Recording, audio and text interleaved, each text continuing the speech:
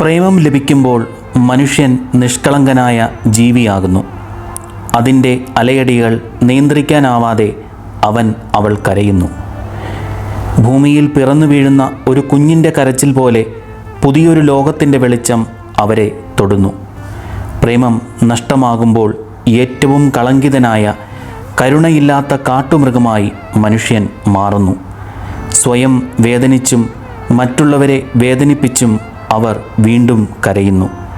മരിച്ച ഒരാളെ കണ്ട് എന്തു ചെയ്യണമെന്നറിയാതെ നെഞ്ചത്തടിച്ച് കരയുന്ന ഒരാളെപ്പോലെ. ഇതത്രേ പ്രേമമെന്ന പ്രതിഭാസം.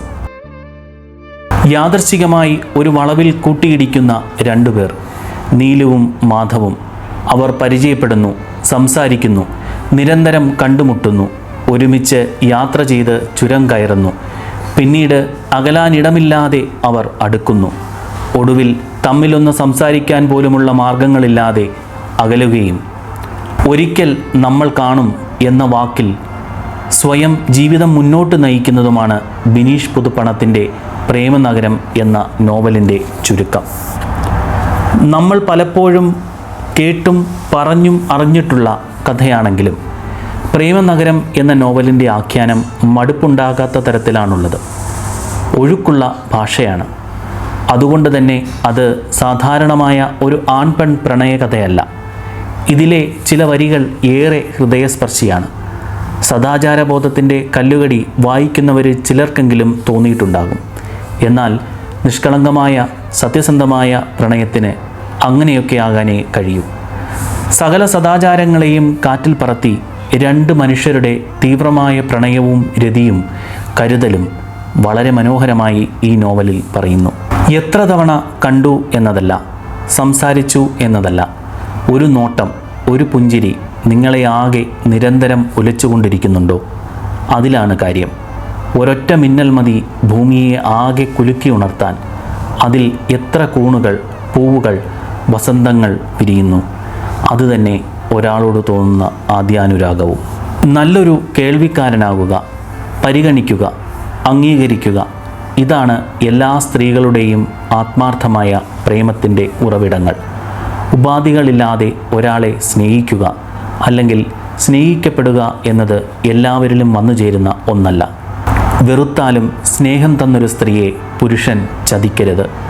ചതിയേക്കാൾ, വഞ്ചനയേക്കാൾ മൃഗീയമായ മറ്റൊന്ന് ഭൂമിയിൽ ഇല്ല. ഒരു മറയുമില്ലാതെ ശരീരവും മനസ്സും പരസ്പരം അർപ്പിക്കുന്നവരുടെ ജീവൻ പോലും ഒന്നായിത്തീരുന്നു. പിന്നീട് ഇത് അത്ഭുതമല്ലെന്ന് ഞാൻ ഉറപ്പിച്ചു.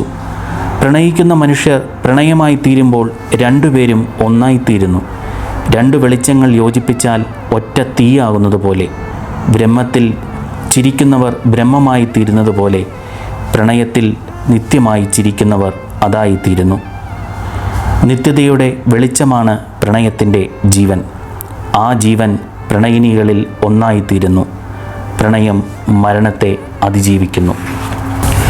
മേഘങ്ങളും സൂര്യൻ്റെ വെളിച്ചവുമെല്ലാം ഇടകലർന്ന ആകാശത്തിലൂടെ ഒരു പരവതാനിയിൽ സന്തോഷത്തോടെ സഞ്ചരിച്ചു കൊണ്ടിരിക്കുമ്പോഴാകും ഒരു പച്ചപ്പിലേക്ക് പൊടുന്നനെ ഇണയെ തനിച്ചാക്കി വേർപിരിയേണ്ടി വരിക. കരയരുത്. ഇതാണ് ജീവിതത്തിൻ്റെ ഒഴുക്ക്. കുറേ കാലം അത് എവിടെയെങ്കിലും കെട്ടിക്കിടക്കും, പിന്നെ ഒഴുകും. നീ നനച്ചു വളർത്തിയ മരമാണ് ഞാൻ. എൻ്റെ ഓരോ ചില്ലയിലും പൂക്കുന്നത് നീ തന്നെയാകും. ഇമോ, എൻ്റെ മാത്രമായവനെ, നിൻ്റെ അല്ല, നമ്മുടെ. നോക്കൂ, എത്ര ആഴത്തിലാണ് ആ വാക്കുകൾ വരുന്നത്. പ്രേമത്തിൽ ഒരാൾ മറ്റൊരാളായി മാറുന്നത് ഇങ്ങനെയാണ്. വിട്ടുകൊടുക്കുക എന്നതിന് കരുതലെന്ന അർത്ഥമുണ്ട്. അത്രയും ഹൃദയത്തിൻ്റെ ആഴത്തിൽ അത് കൊരുത്തുകിടക്കും. ഇനിയൊരിക്കലും ഒരു ഋതു പിറക്കില്ലിതുപോലെ, നാം തൊട്ട മാത്രയിൽ പൂത്തുലഞ്ഞ പ്രപഞ്ചമെന്ന പോൽ.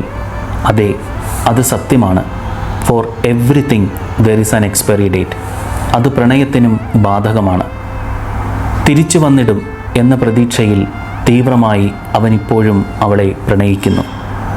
നല്ലൊരു വായന തന്നതിന് നിറയെ സ്നേഹം. എഴുത്തുകാരൻ ബിനീഷ് പുതുപ്പണം. പ്രേമനഗരത്തിനും ഇനിയും മികച്ച രചനകൾക്കും ആശംസകൾ.